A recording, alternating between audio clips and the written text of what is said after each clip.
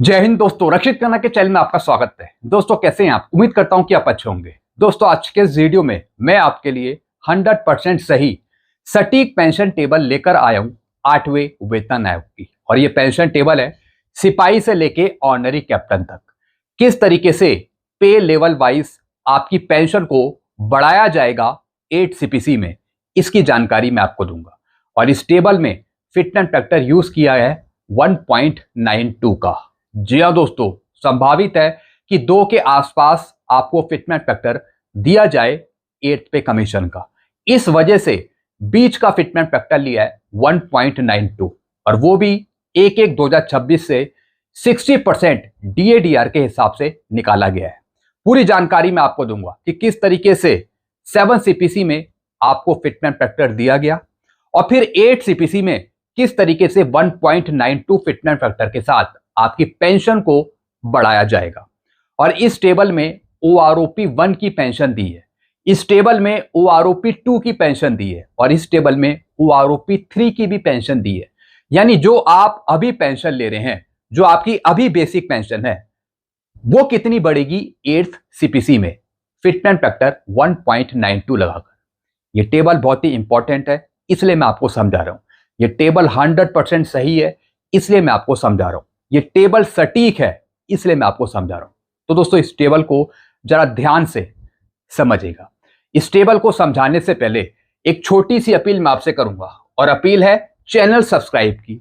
देखने में आया काफी पेंशनर्स हैं, फैमिली पेंशनर्स हैं, कर्मचारी हैं जो वीडियो तो देख रहे हैं लेकिन शायद चैनल को सब्सक्राइब करना भूल गए हैं। ऐसे कितने पेंशनर्स हैं?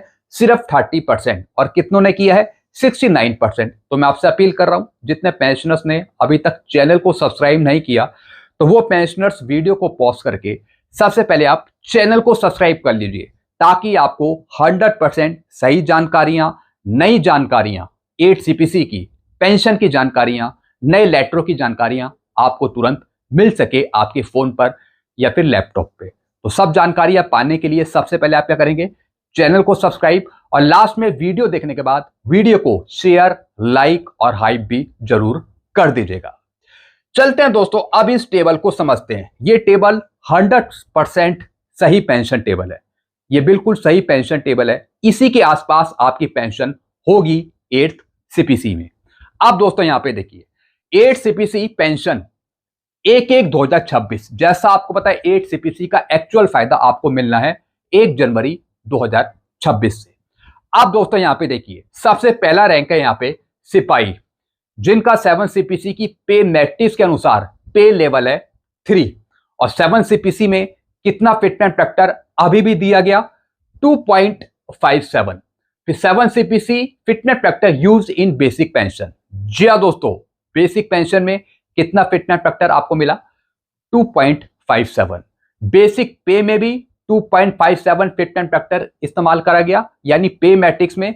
और बेसिक पेंशन में भी 2.57 का फिटनेस फैक्टर मिला एक सिपाही को। और ओआरओपी 1 में एक सिपाही की पेंशन कितनी थी? 6665 मल्टीप्लाई 2.57, 17130 पेंशन थी 1/1/16 से एक सिपाही की। फिर जब ओआरओपी 2 आई तब इनकी पेंशन बढ़कर हो गई 18,807 1 जुलाई 2019 से। फिर जब ओआरओपी 3 मिली 1 जुलाई 2024 से, जब इनकी पेंशन बढ़कर हो गई 20,463। अब दोस्तों जो फिटनेस फैक्टर लगेगा 8 सीपीसी का, वो इस वाली बेसिक पेंशन में लगेगा, यानी जो आप अभी बेसिक पेंशन ले रहे हैं।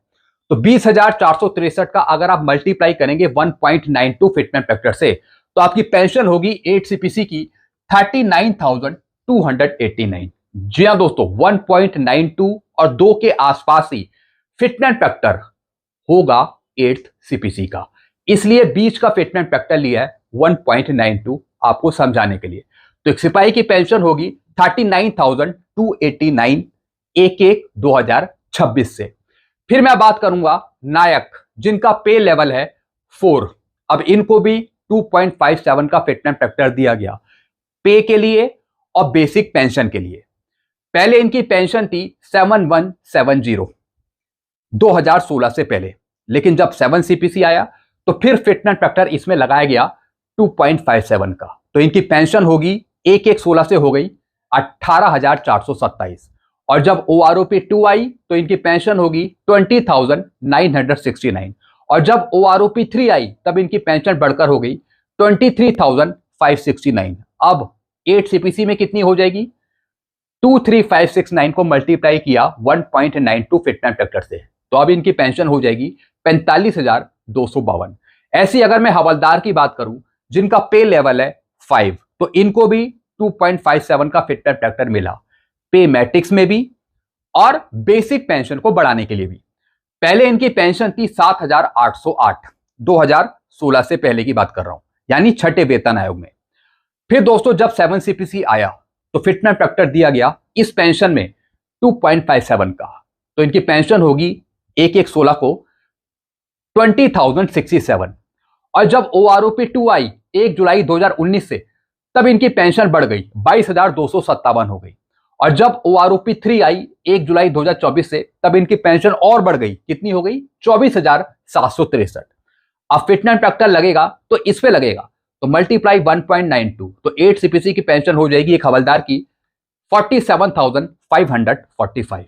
अगर मैं ऑनरी नायब सूबेदार की बात करूं, ऑनरी नायब सूबेदार का पे लेवल है एक नायब सूबेदार के बराबर, यानी कि पे लेवल 6। इनको भी 2.57 फिटमेंट फैक्टर दिया गया, पेंशन में भी और पे में भी। पहले इनकी पेंशन थी 8,425, और जब 7 CPC आया 2.57 का फिटमेंट फैक्टर लगाया, तब इनकी पेंशन हो गई 21,653 1/1/16 से। फिर 1 जुलाई 2019 से हो गई OROP 2 में 23,750, और फिर OROP 3 में भी बढ़कर हो गई, कितनी हो गई? 25,738। अब 8 CPC में कितनी हो जाएगी? 1.92 फिटमेंट फैक्टर के साथ 49,417। अगर मैं अब नायब सूबेदार की बात करूं जिनका पे लेवल है 6, अब दोस्तों इनके लिए फिटमेंट फैक्टर चेंज हो गया। पे मैट्रिक्स में 7 CPC की पे मैट्रिक्स में नायब सूबेदार को फिटमेंट फैक्टर दिया गया 2.62 का, लेकिन पेंशन को बढ़ाने के लिए, बेसिक पेंशन को बढ़ाने के लिए फिटमेंट फैक्टर मिला 2.57 का।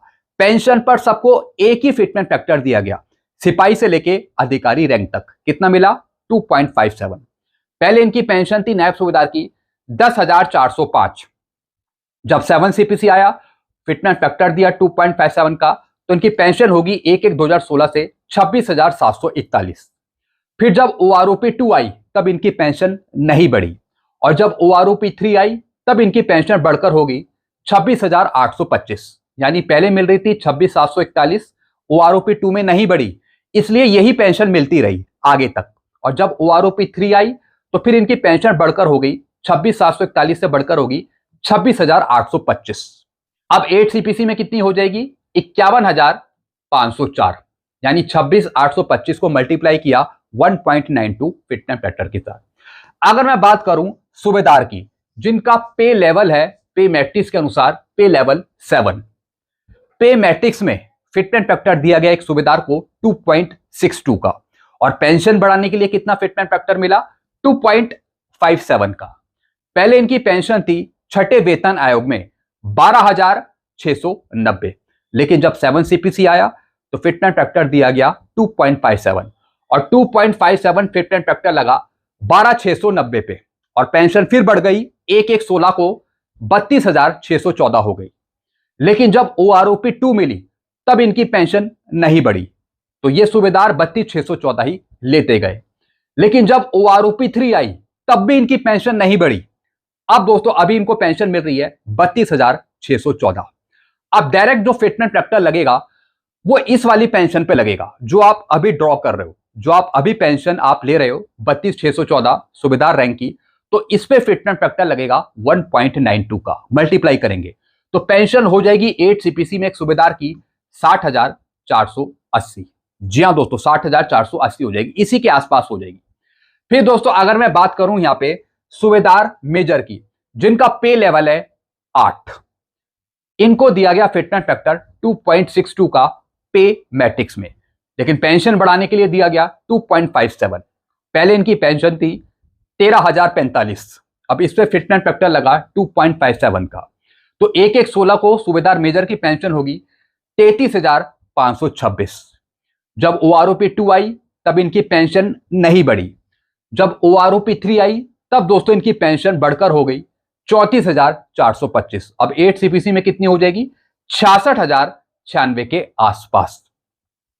फिर दोस्तों अगर मैं ऑनरी लेफ्टिनेंट की बात करूं, ऑनरी लेफ्टिनेंट का पे लेवल है या तो 9 या फिर 10। फिटमेंट फैक्टर इनको दिया गया पे मैट्रिक्स में पे को बढ़ाने के लिए 2.67 का, लेकिन पेंशन पे सबको एक ही फिटमेंट फैक्टर मिला 2.57। पहले इनकी पेंशन थी 6 CPC में 16,090, लेकिन जब 7 CPC आया 2.57 का फिटमेंट फैक्टर मिला, तब दोस्तों इनकी पेंशन हो गई 41,352 एक 16 से। लेकिन जब OROP2 आई तब इनकी पेंशन नहीं बढ़ी। जब OROP3 आई तब दोस्तों इनकी पेंशन बढ़ गई 41,352 से बढ़कर हो गई 42,625। अब 8 CPC में कितनी पेंशन हो जाएगी एक ऑनरी लेफ्टिनेंट की? 81,840 के आसपास, अगर 1.92 का फिटमेंट फैक्टर दिया जाता है। अब दोस्तों अगर मैं ऑनरी कैप्टन की बात करूं, जिनका पे लेवल है 10B, इनको भी फिटमेंट फैक्टर मिला 2.67 का पे मैट्रिक्स में, लेकिन पेंशन को बढ़ाने के लिए कितना मिला फिटमेंट फैक्टर? 2.57 का। पहले इनकी पेंशन थी 17,010 2016 से पहले, लेकिन जब 7 CPC लागू हुआ 1/16 से, तो इसमें फिटमेंट फैक्टर मिला 2.57 का। तब दोस्तों इनकी पेंशन बढ़कर हो गई 17,010 से बढ़कर हो गई 1/16 से 43,716। लेकिन जब OROP2 आई तब दोस्तों इनकी पेंशन नहीं बढ़ी, लेकिन जब OROP3 आई तब दोस्तों इनकी पेंशन बढ़कर हो गई 46,300 और 8 CPC में कितनी हो जाएगी? 88,896। अब दोस्तों नीचे एक नोट भी लिखा हुआ है, 7 CPC fitment factor 2.57 calculated as पर DA 125% with effect from 1/1/2016 3 family unit included. जी हाँ दोस्तों, 7 CPC का जो फिटमेंट फैक्टर आपको मिला 2.57, वो किस आधार पे मिला? DADR जो था 1/1/2016 को 125%, तो इस वजह से आपको 2.57 का फिटमेंट फैक्टर मिला। और जो आपकी मिनिमम पे निकाली गई वो निकाली गई थी 18,000 3 फैमिली यूनिट को इंक्लूड करके। फिर दोस्तों दूसरा पॉइंट लिखा है 8 CPC fitment factor 1.92 calculated as पर DA 60% 1/1/2026। जी हाँ दोस्तों, 3 फैमिली यूनिट के आधार पे 1/1/2026 से जो आपका DADR 60% है, उसके आधार पे 1.92 का फिटमेंट फैक्टर निकाला गया है इस टेबल में। साथ ही साथ इसमें फैमिली यूनिट इंक्लूड करी है 3 फैमिली यूनिट ली है, लेकिन अगर 5 फैमिली यूनिट को कंसीडर करा जाता है, 5 फैमिली यूनिट ली जाती है, तब दोस्तों आपका फिटमेंट फैक्टर 2 से ऊपर का चला जाएगा। जी हाँ दोस्तों, ये पॉइंट आप नोट कर लीजिए। अगर फैमिली यूनिट को 5 कंसीडर किया जाता है, 5 लिया जाता है, तो फिटमेंट फैक्टर भी बढ़ जाएगा और आपकी मिनिमम पे भी बढ़ जाएगी।